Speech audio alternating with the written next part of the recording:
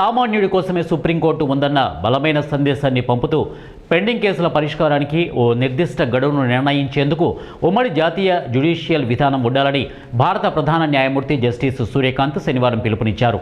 Hindustan times leadership సమ్మిట్లో CJI మాట్లాడుతూ న్యాయ వ్యవస్థాప సామాన్యుడికి సైతం అందుబాటులో ఉండాలని అన్నారు. ఇక వాణిజ్యం ఖర్చును ఎలా తగ్గించాలి, కేసులపై నిర్ణయం తీసుకునేందుకు తగిన కాలం పరిమితిని ఎలా నిర్దేశించాలి అన్న విషయంలో ఇప్పుడు తన ప్రాధాన్యతలను ఆయన చెప్పారు. ఇక న్యాయ వ్యవస్థ స్వతంత్రత గురించి అడిగిన ప్రశ్నకు జవాబిస్తూ అధికారాల వికేంద్రీకరణకు సంబంధించి రాజ్యాంగ నిబంధనను ఆయన గుర్తు చేశారు. ఇక పెండింగ్ కేసులన్నీ పూర్తిగా పరిష్కారానికి నోచుకుంటాయని తాను చెప్పడం లేదని, అది ఎన్నటికీ జరగదని, ఇక లిటిగేషన్ నిరంతర ప్రక్రియ కావడమే ఇందుకు కారణమని ఆయన అన్నారు. ఇక న్యాయ వ్యవస్థపై ప్రజలకు నమ్మకం ఉందని ఆయన తెలిపారు. కొత్త కేసులు దాఖలవుతూనే ఉంటాయని, కానీ పాత కేసులను పరిష్కరించడానికి మధ్యవర్తిత్వాన్ని సాధనంగా మార్చుకోవాల్సి ఉంటుందని ఆయన అభిప్రాయపడ్డారు.